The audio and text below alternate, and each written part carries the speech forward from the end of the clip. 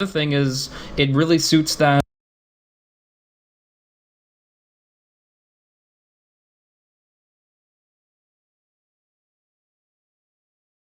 engagement and right into the keeper.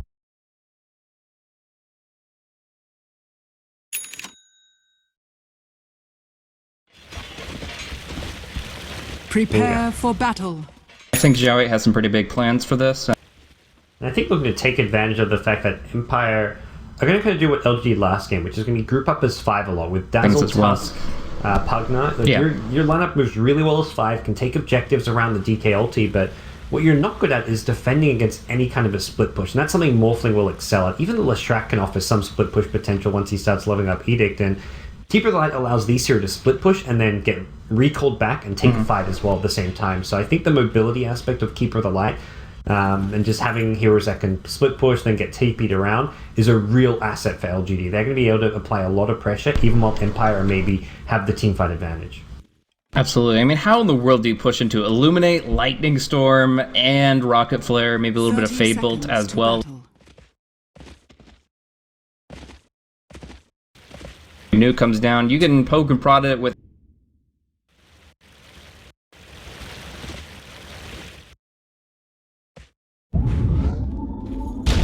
available if they win some good fights.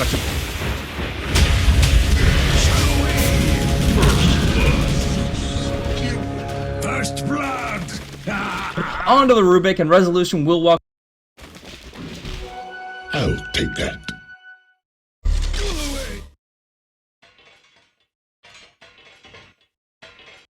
And then we'll clean up the Bounty Rune. My waters rise.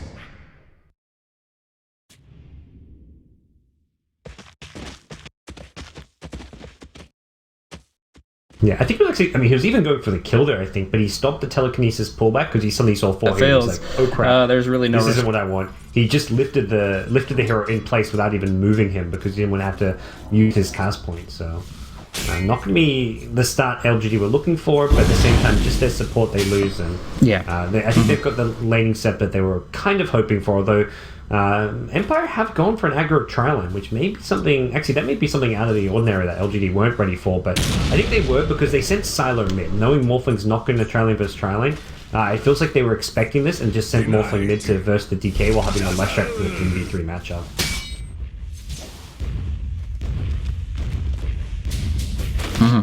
Yeah, I mean, even if they did this... Snowball top. Dark light.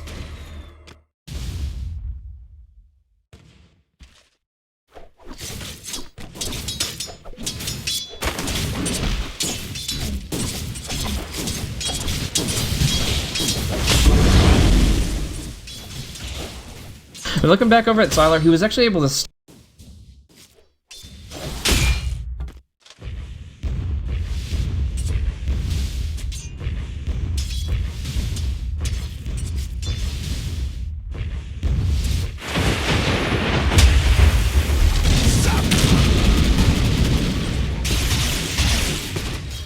I was under orders. You were not the object of my quest.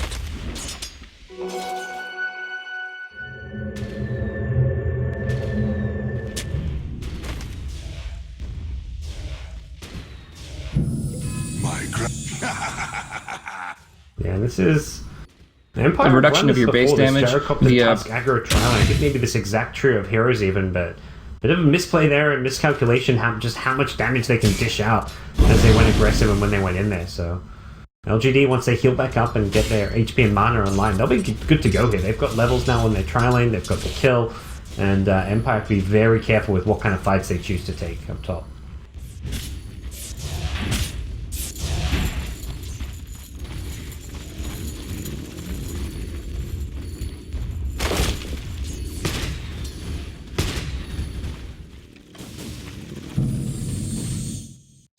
I can't let you have it.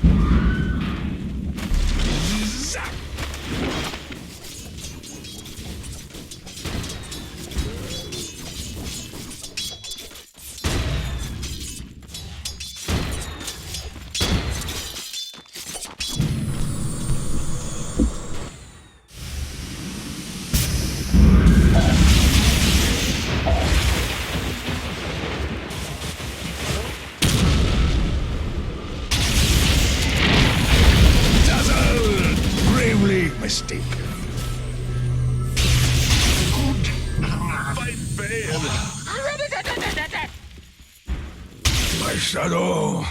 Lost. Out with you, any spark.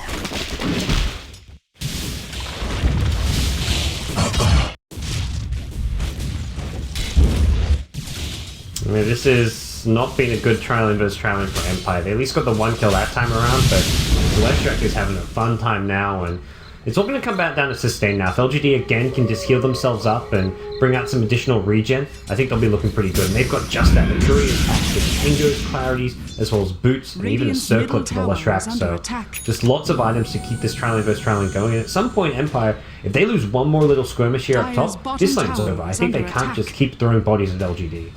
So much fun to see this level of innovation.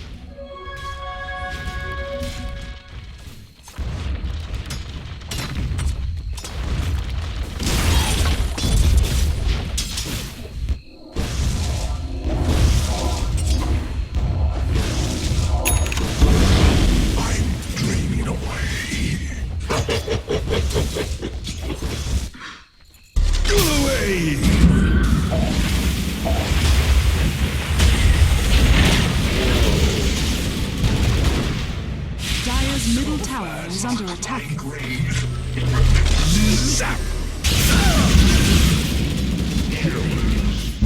Double kill.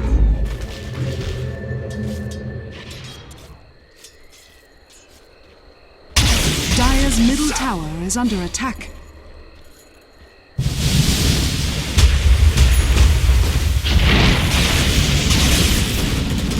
Good show.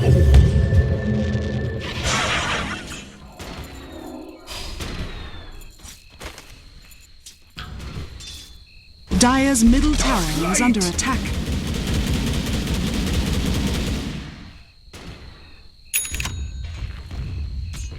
Long term, the Clockwork making his rotation. I mean, and there's your catch up. Ooh, flying in, Resolution surrounded now. Here comes the Color Blast. Dire's Brings him bottom down. tower That's is your under comeback for attack. Empire as far as... I'm not the DK guy. That's not your comeback, but DK solo killing Morphling while Pugna solo kills Clockwork. Both your 1v1 lanes just get a solo kill. That's insane. Dire's That's bottom like tower one of them is getting a under solo kill is attack. one thing, but both of them at the same, like roughly the same time, that was a huge boost for Empire. As that was happening, their trialing suddenly finally won a little fight, and that's just everything kind of turning around. Suddenly it's Empire with the top 3 heroes in terms of net worth.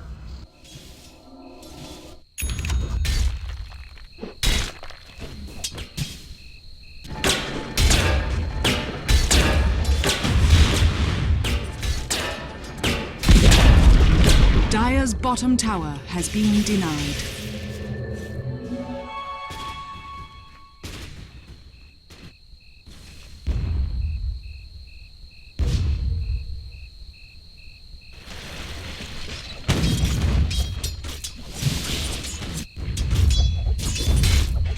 down, getting the kill, and they really...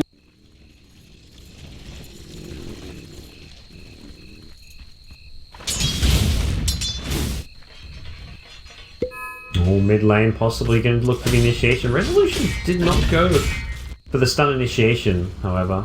Looks like Yoki and Resolution just going to prioritize getting the tier 1 tower over any kind of a kill here on Silo.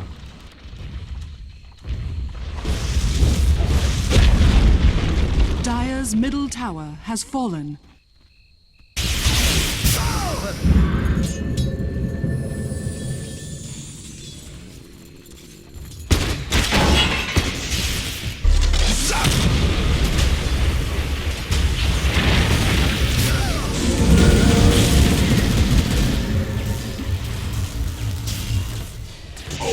That's a 5v1 right there.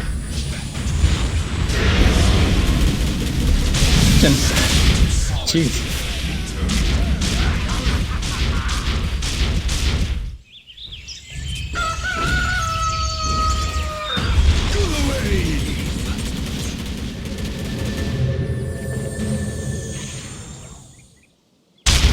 That was a great play by Yao. The cogs splitting up the fights to start things off and help get the kill on Tusk, but unfortunately, Empire is just really strong right now with where the Pugna as well as the Dragonite stand. The DK ulti is worn off, but Resolution finds himself a haster, and this is danger the top lane in LGD. Have to get the hell out of here, and it looks like Zhao Wei's going to get the hell right into the Dragonite. Should be a kill. Doesn't want to chase it. It's risky, but looks like he'll go for it. has fallen. Radiant's middle tower is under attack.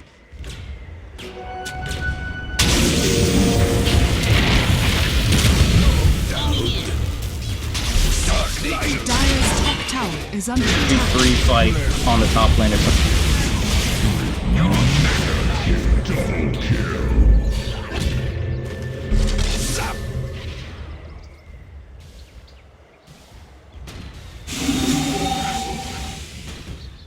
Well played. Oh yeah, that's what I'm finding. To play more chaotic, you can't just play standard and let LGD find their groove and then just take objectives like we saw last game. So it's good to see Empire doing something a bit different and taking it to LGD with this Dragon Knight Pugna draft. It's working out really well so far, and LGD have some problems here in game number 2.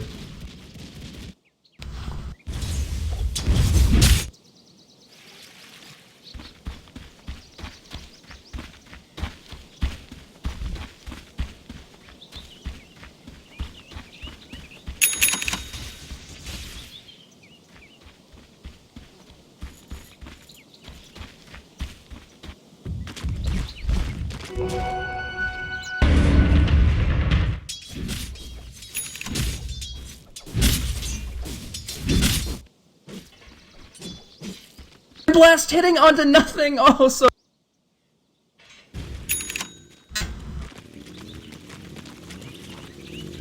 Yeah, I imagine that's gonna maybe stay the case for a bit here. Jawed is getting some solo XP in the mid lane and trying to do what he can to get farm as well as XP around the map, but for the most part it's Team Empire using the map a lot more efficiently. They've already taken all the tier 1 towers, they have full access and control over their own jungle, and just farming 3 lanes at once for the most part. Gyrocopter's still feeling like he wants to farm a bit more. He's sitting in the top lane, actually looking to rush Assange and Yasha, which is a very early game centric item here, looking for that early boost in HP, and that'll go well with this 5-man death ball that they want to kind of start putting together. Dire's bottom tower is under attack.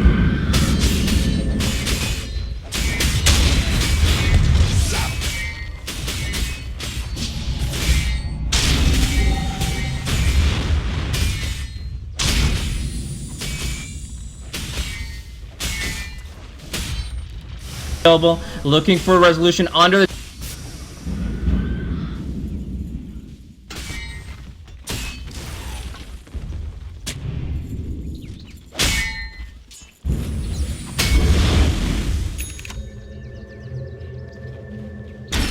Yeah, absolutely. They're bringing Gyrocopter and everything.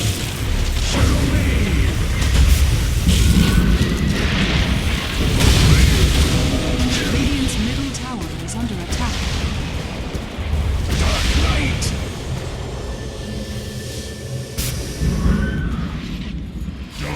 Death reviles me.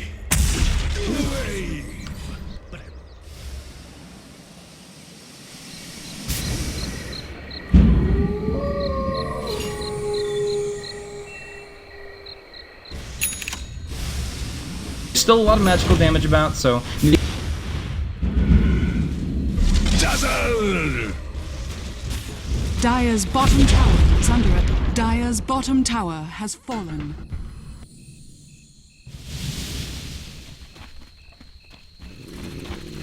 Yeah, Empire just read that fight really well. Before it even began, Gyrocopter was already TPing, realizing that, okay, this is a big deal. We want this tier 2 tower. We want to keep on getting ahead. And it was right half a second after the Gyro's TPing in the bottom tier 1, Clockwork's initiating. So Gyrocopter gets there well and truly in time for the main fight and turns the scales in Empire's favor. Cool shot mid. Easy.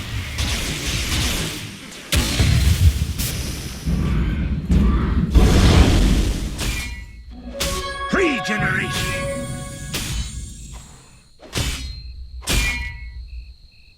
But in the end, they will pick it up, and. Radiant's bottom tower is under attack. I'm surprised a lot of that isn't massive. Yahweh. An honorable device.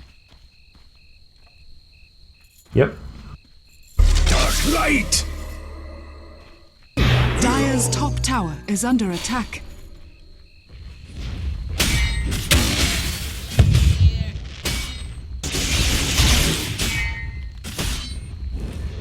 Radiant's bottom tower is under attack. I think it's like a Radiant structures personal are preference fortified. slightly, and the support Sasuke Wisno is not going to get as much XP as the offlane one, which we saw from Yao, where he did max the ice shards.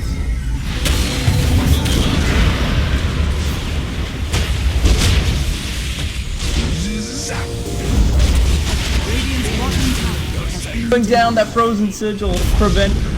Dire's middle tower has fallen.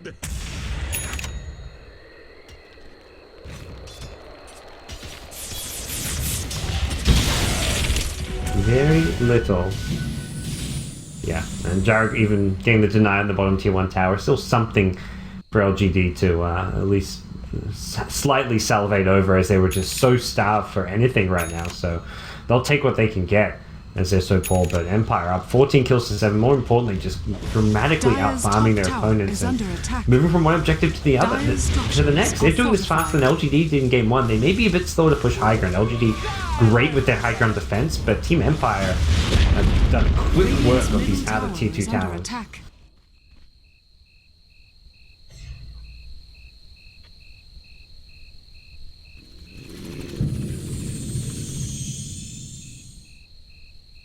Showing the versatility of this hero, how he...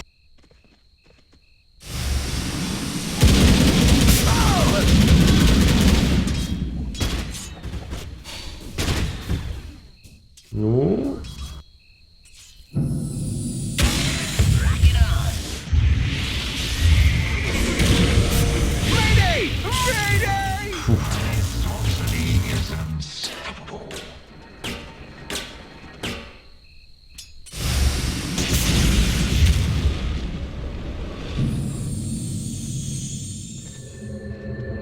Yeah, a bit sloppy from the gyrocopter, but maybe trying to take a fight a bit too early here. But his team's going to look to go in without him. Jawade's still very low on HP near this bottom tier 1 tower, but not a time to be pressing your advantage as Empire swoop on into towards bottom.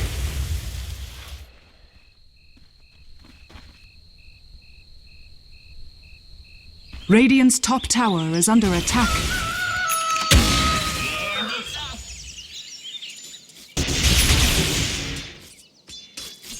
For teams with slower attacks.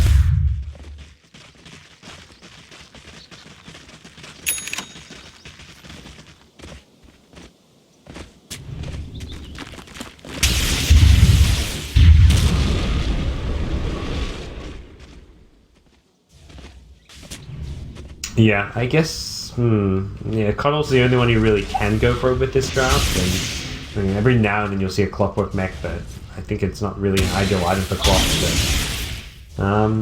yeah, I mean, I think it's almost like it's too expensive an item, so they're buying braces because braces are just cheaper and do a bit more in the short term, because right now their early game is suffering, and they're probably going to look to keep taking advantage of it. They've actually made their way into Roshan, and will use this as their next objective before trying to push Tiger.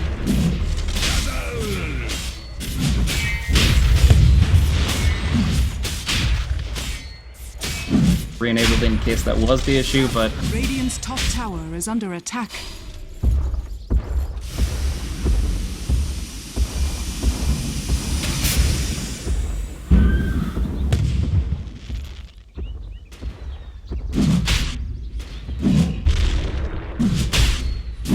Radiant's top tower is under attack. Radiant's top tower has fallen. Looks like Empire not going to get this one contested anyway. Yasuke's going with a rocket flare, won't get any kind of a sneaky little last hit there, and he's going to take the Aegis. Dragon Knight. Radiant's middle tower is under attack. Yeah.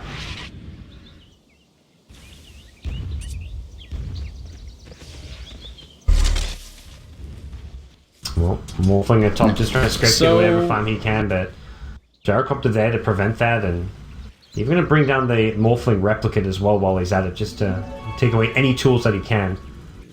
And for LGD, they've really got to start worrying about their ability to defend and just contest farm here. Yeah, they've got this good high ground defense with Lightning Storm, with Illuminate, Rocket Flare, Fade Bolt, but at some point they're just losing out so much on farm that Empire is just going to reach these kind of critical mass of items where they can just brute force their way through LGD.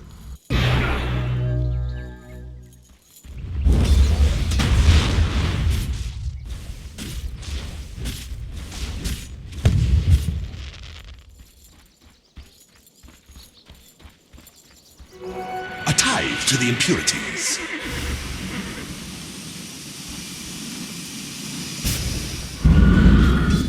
Shadow Wave!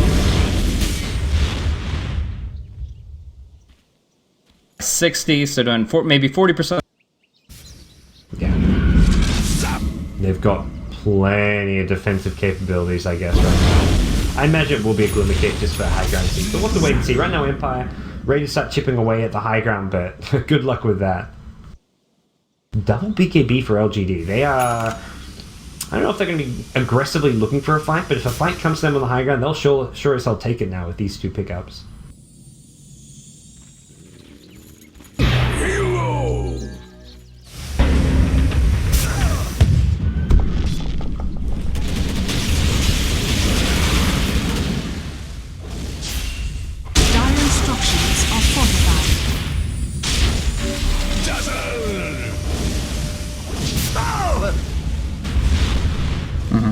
So at this point,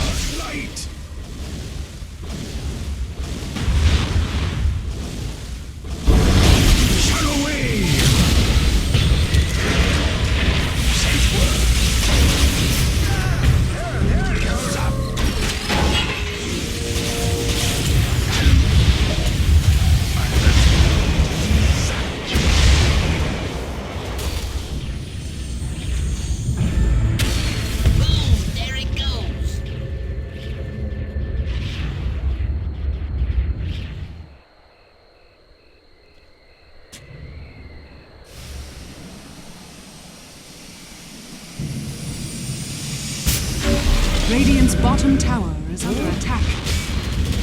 They're healing up, they've got the grease. It will still be a tough seeds though. Yeah.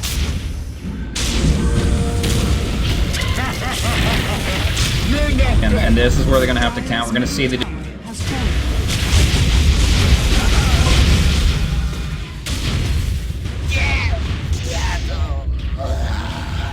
What did I do? Shadow Wave!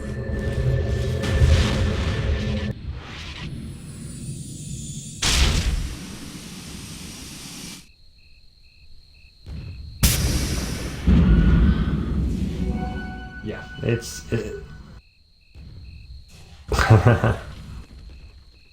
I guess there's no Roshan during that 3.5 minutes, so you don't have to worry too much about another Aegis push coming your way for some time, but just constant pressure, that's what Empire is doing, that's the name of the game. They buy back from Pugnet just to be applying pressure, and well, I guess included in that is the tier 3 tower that went their way, but for Team Empire, they are onto a good start here in game number 2.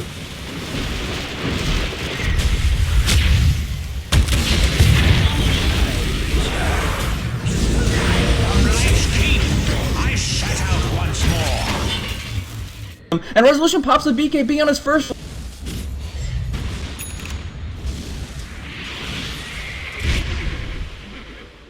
Zap!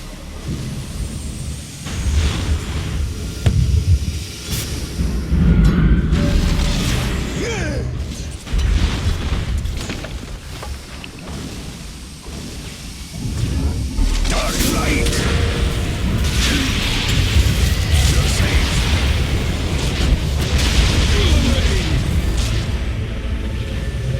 I convey your spirit. Shadow Wave!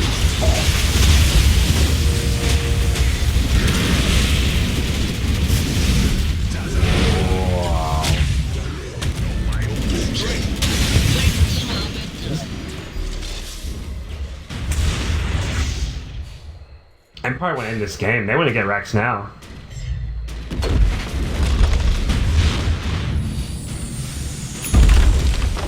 Dire's middle barracks has fallen. punch and brief fire going across. Yeah. Zap!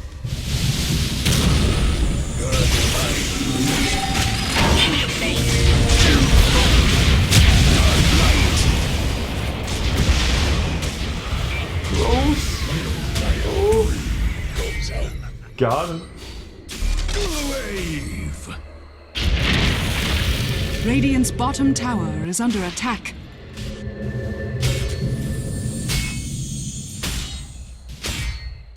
Well, after that, I mean, I guess with LGD, like you said, the melee Rex still standing is one thing.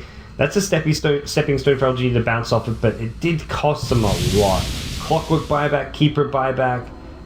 I mean, Empire on their side also bought back their Dragonite, so I guess it was kind of maybe even gold-wise in the end. The draft has kind of tipped a little bit upwards, and the racks do give a lot of money now in the latest patch, so I think the bigger issue is what Empire's going to do once they kind of reset, once they get another Roshan, once they get the next item or two. You throw Pugna with like a does BKB get a nice on Aghanim, getaway card. BKB on Gyroplop, the Dragonite picks up just a Sandra or something to build towards his Sanjin Yasha, or a Hyperstone for an AC. Like, this is when Empire are going to be coming and knocking at LGD's doors very soon.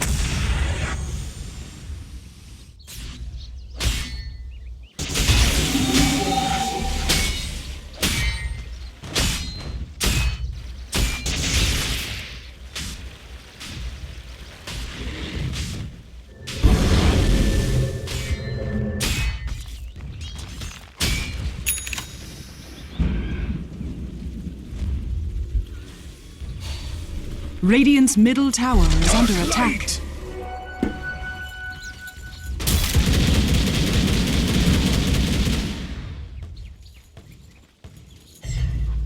Ballsy play, and with the cogs. Oh man. They'll see him soon.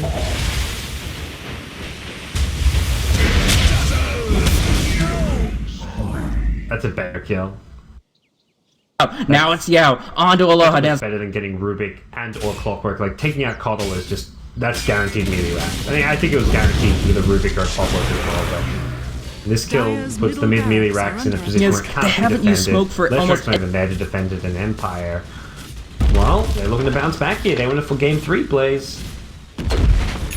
Dire's middle barracks has fallen. For this middle lane. Dire's structures are fortified. So you're going to see Sylar back up to agility. He's going to look for damage in this fight. And we're going to see actually MMY taking the brunt of the damage and going down quick. Resolution popping the BKB. And Aloha Dance just falling back for his next snowball. While Silent and Resolution, the two big right clickers, are just going to take everybody down. Sylar will be nuked down. Triple kill for Silent, wiping out LGD. And they will be taking 2 lanes of racks unless LGD can hold. This is their last stand. Buying back with 2. Xiaowei gets a nice blinding light, but now he's the target of the Dragon Tail, of that snowball, and Xiaowei will be going down underneath his tier 4s. Maybe and Sylar disengaging, maybe might not even make it. Oh, barely surviving. But it doesn't matter. The racks is what they came for, and the racks is what they will get. Mid lane gone, top melee gone, and the range 1 to follow. This is Empire looking pretty much unstoppable here in game 2. They've taken this game at this point. LGD, yeah, you've got the Silent Morphling on your side, but this is going to be a rare loss for the Silent Morphling. You cannot come back from 4x down at this stage of the game, especially now that Empire are going to be hitting Roshan if they want to play it safe, picking up their next item or two. They've got the Shadow Blade on DK. I mean, they're just rolling in cash right now. They can buy whatever they want, and then they just go look to end the game. They may not even wait for Roshan if they're going to go in and see that's not there, so they may just look to make a move down bottom lane once the Dragonite ulti comes up, which is happening right away. Yeah, they could just leave the sigil in there and say, kind of roll the dice and say, we know it's up within a minute and 20 seconds. If we just throw that in there for its 30-second duration, we'll have a better understanding of what's going on here. But there's actually some wordplay coming out from LGD here on the high ground. Rocket Flare also scouting out the Tusk. So with this gem, the question is, will he be able to see their detection and observer and get a better idea of how to approach the Roche pit? Like I said, they have a lot of smoke and deceit, so they don't really need to worry about dire wards to make the play, but we're going to see a pretty transparent movement as the Roche respawns right before them. Yeah, they say forget smoke, forget dewarding and all that nonsense. They actually ward right on top of the Ob Sentry. I think they're probably not expecting LGD to have moved that far out of their base to get this ward down, but it doesn't really matter. It's going to be uncontested ages. At least that's what it looks right now. I kind of feel like LGD have to contest it, though. If they just give another Aegis away, the game is done. I mean, we were already talking about it with 2 lanes down. It's pretty much down and out. You give an Aegis on top of that, and there's no stopping them. So I think they'll try for something, and we'll see what it is. Aegis going to be going down quickly, and yeah, you're right. They do let it go. So Aegis will go to the DK. And he's got a DD room bottled too. Oh, jeez. This is just so difficult to try to approach. No glyph. Item-wise, I mean, what are the stars I have? Let's look for the BKB. I mean, they've split their double BKB on Morphling Lestractor. That's something they've had for 10 minutes now and not being able to fight around, so... The Empire being very comfortable. Here comes the Shadowblade initiation from the side as well.